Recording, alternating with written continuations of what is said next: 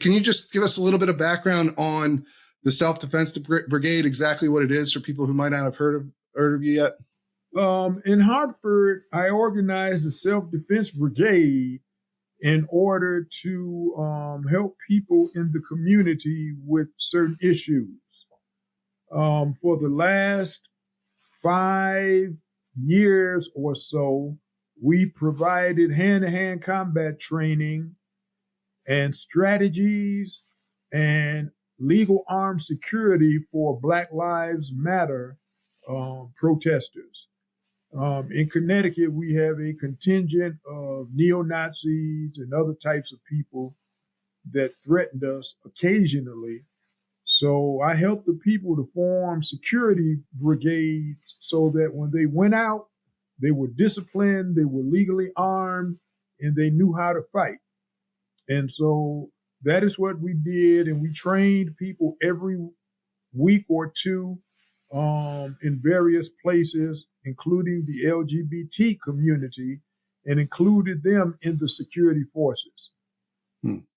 Okay, so this is something that started back around 2020. It has been going on longer than that, but for a while we did it on the down low. We trained people all over Connecticut. So the first thing we did was to teach people the principles of hand-to-hand combat. I'm a 4th degree black belt, and I fought in martial arts competition for 10 years. And so I taught people how to fight Muay Thai style.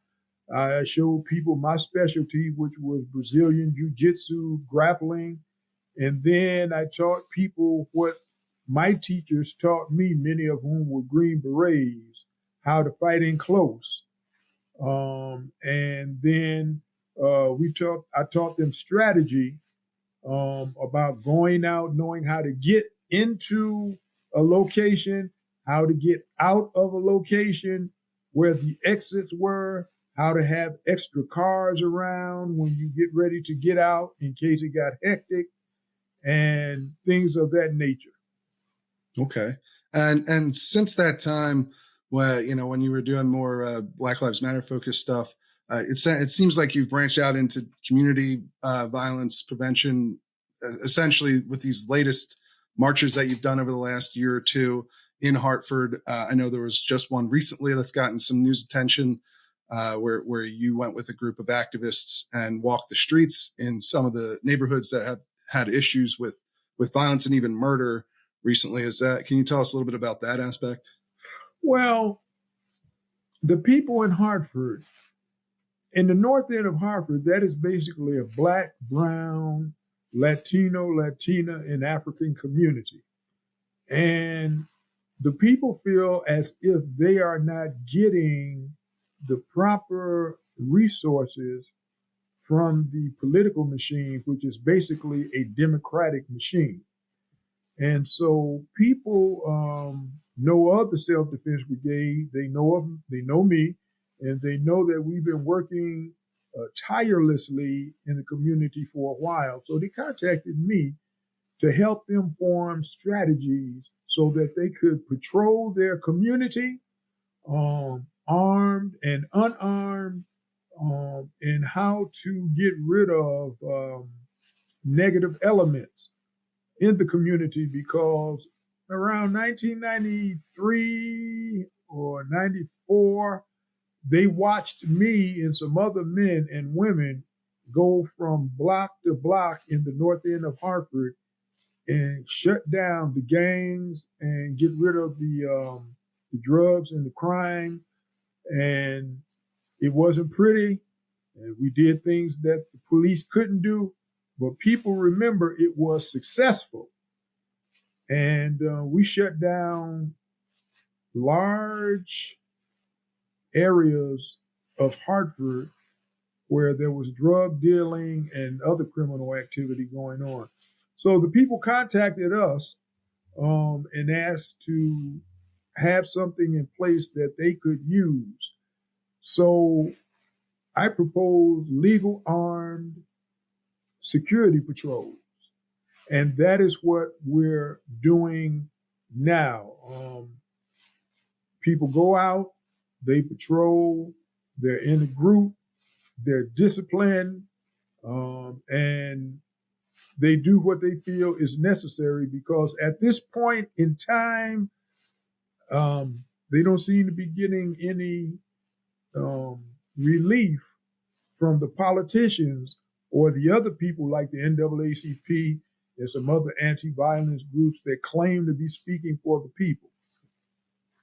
All right, so walk us through a little bit of what these marches, these patrols look like. You said, you do stuff that police can do. What does that mean? They look like this. You get a number of people together like we did Saturday.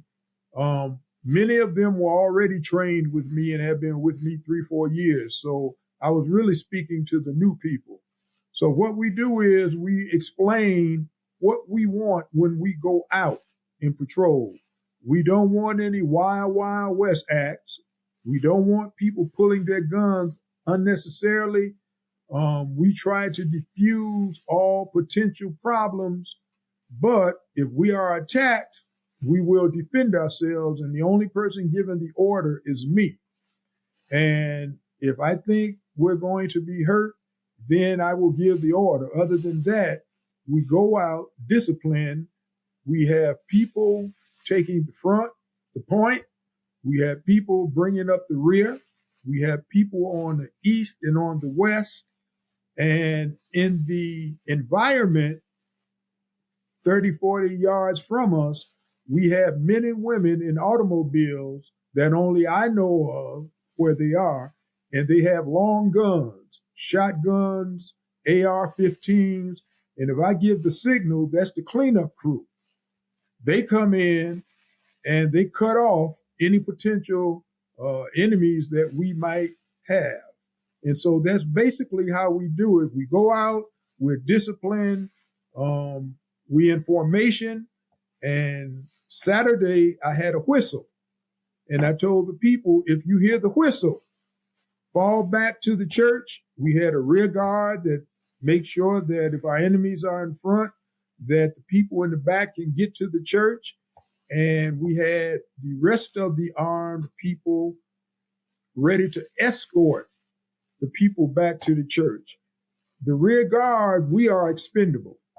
Our job is to make sure everybody gets back safely. And so that's what I explained to the people. They said, okay. And then we left the church. We had 100 people in the church learning about legal armed carry and what's needed to get a license. We had 30 people out there marching with us. Half of those people were legally armed with more than one gun.